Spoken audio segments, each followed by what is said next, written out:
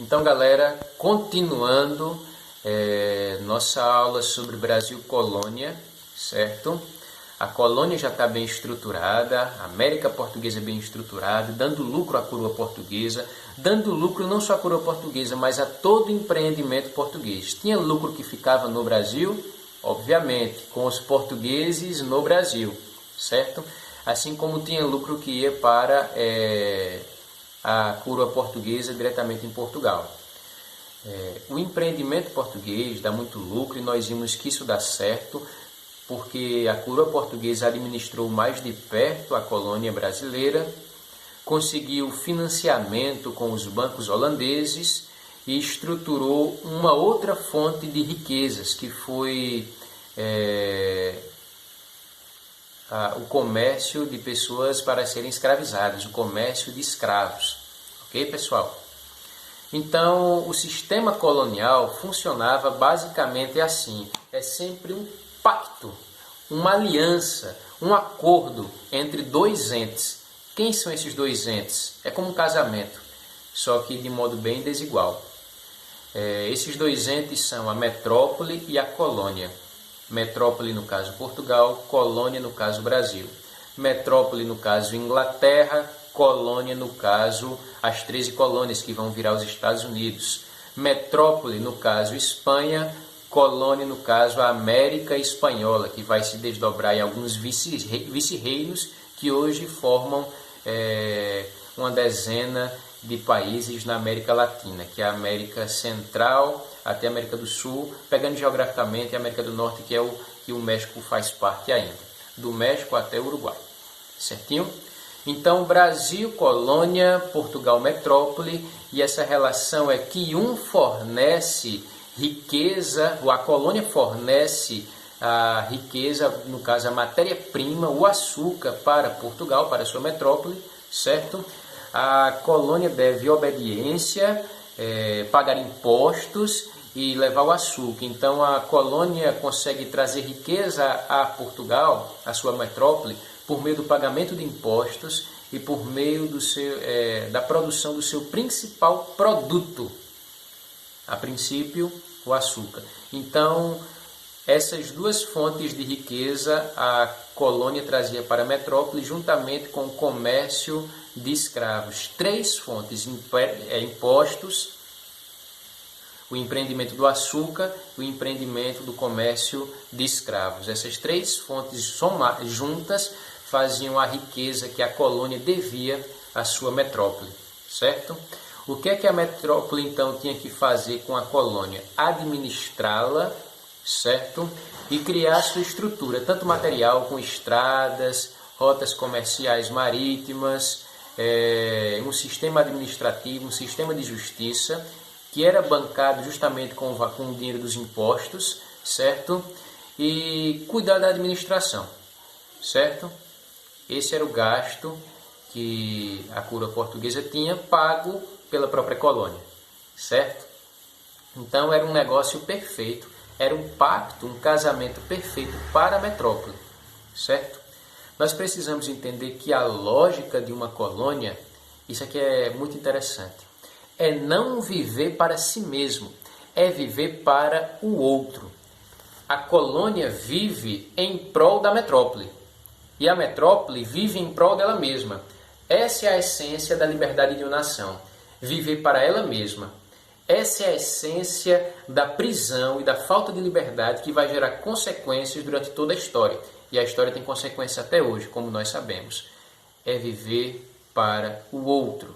Essa é a lógica de uma colônia, certo? O Brasil foi criado para viver para o outro. Existe uma certa autonomia? Obviamente que existe sim.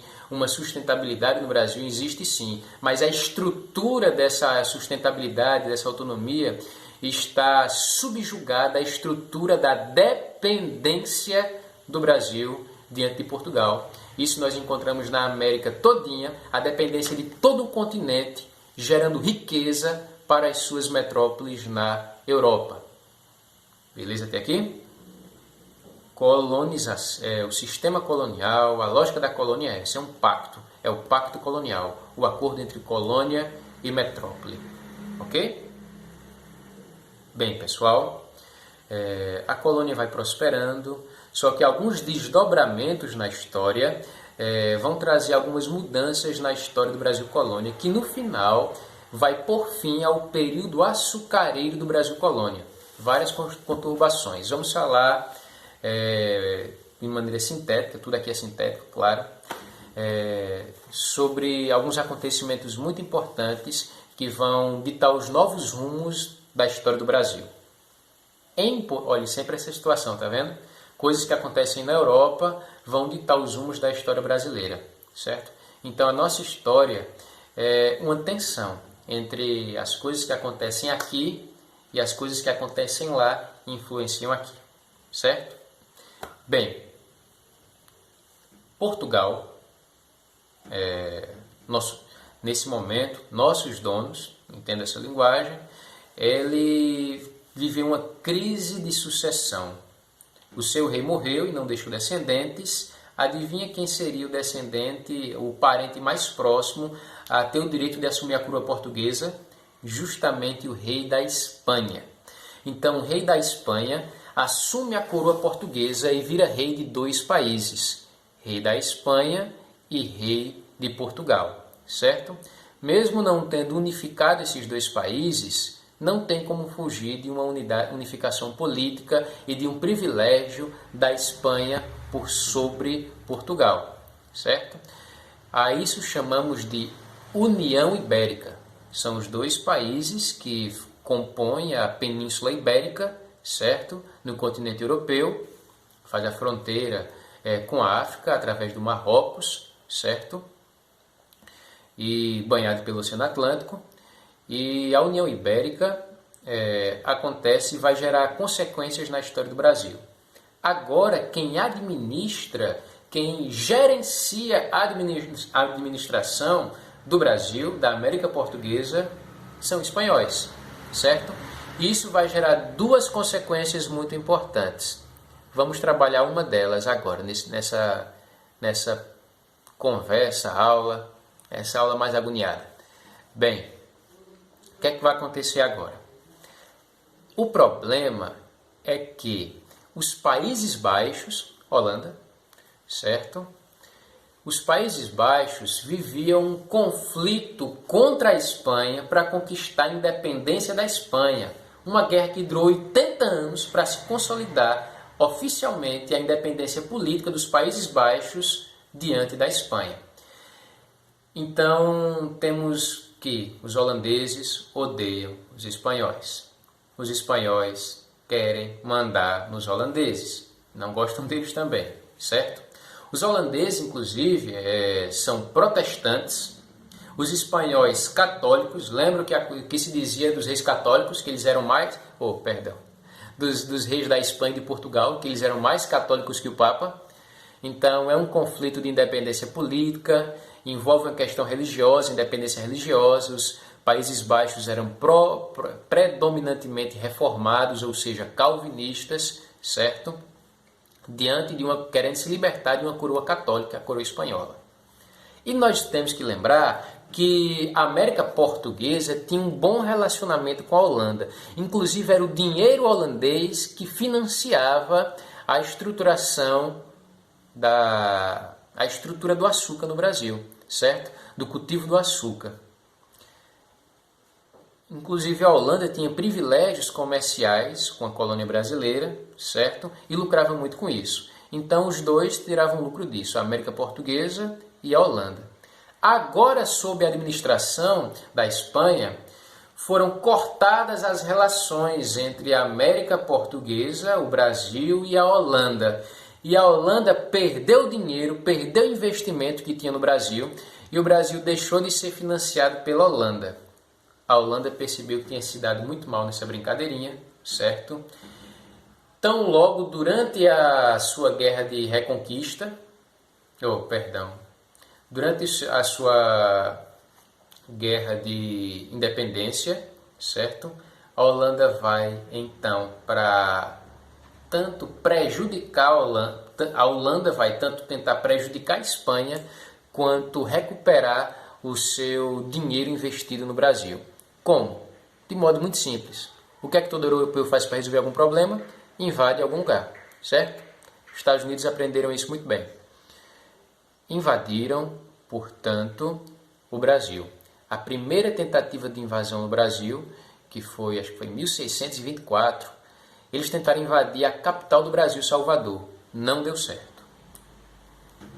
Perceberam então que essa estratégia não estava errada, porque a capital do Brasil, o centro econômico e político ao mesmo tempo do Brasil, Salvador, ele vai ser o lugar mais protegido pelas tropas que estão na América Portuguesa. Agora vamos chamar de América Espanhola ou América Ibérica. O importante é que alguém mande nós. O que é que acontece? Os holandeses não conseguem invadir.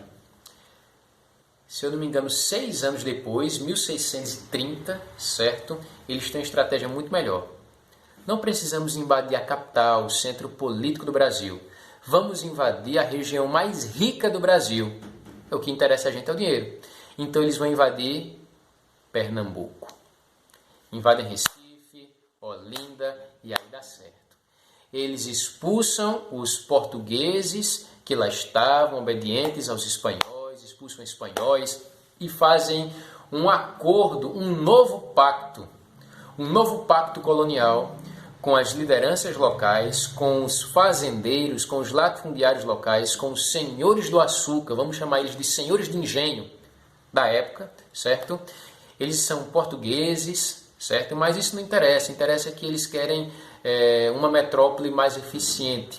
E a Holanda era essa metrópole mais eficiente porque tinha muita bala na agulha, tinha dinheiro para investir e tinha dinheiro para investir e tinha também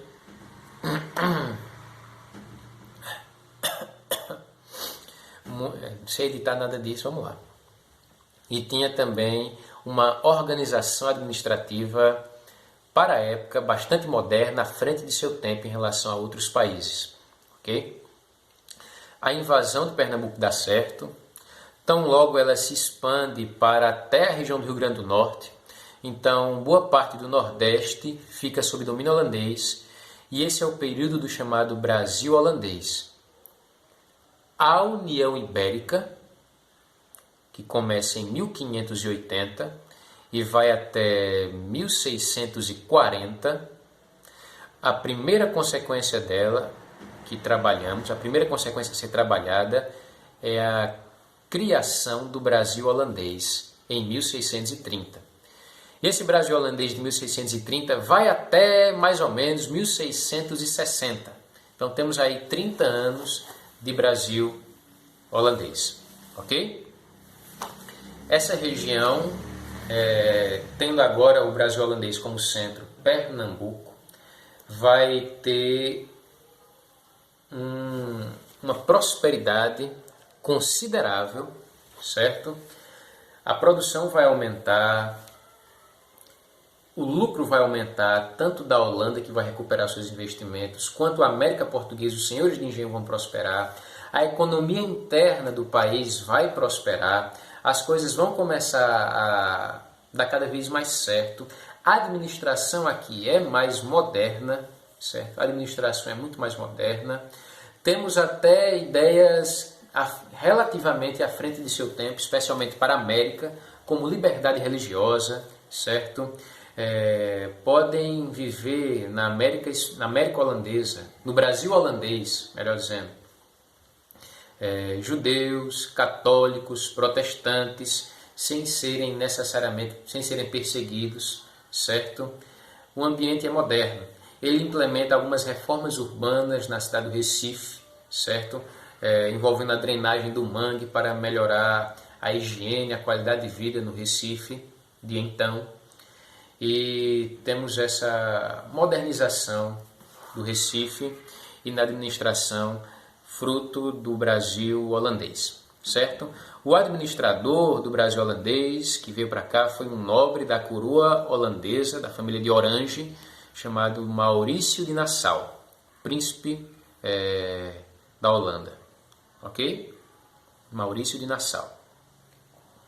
Todavia, como tudo acaba, e quando a gente vai começar a explicar o fim de uma coisa, a gente começa com a palavra crise, É isso que acontece. Crise. Eita, deu 15 minutos. Vamos continuar no próximo. Valeu.